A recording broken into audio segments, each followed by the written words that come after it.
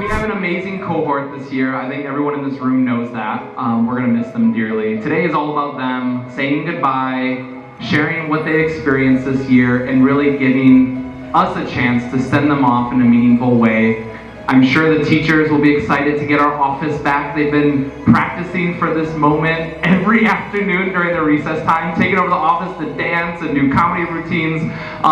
They're a very special group and they've worked very hard for this moment. So without further ado, let's let them get started.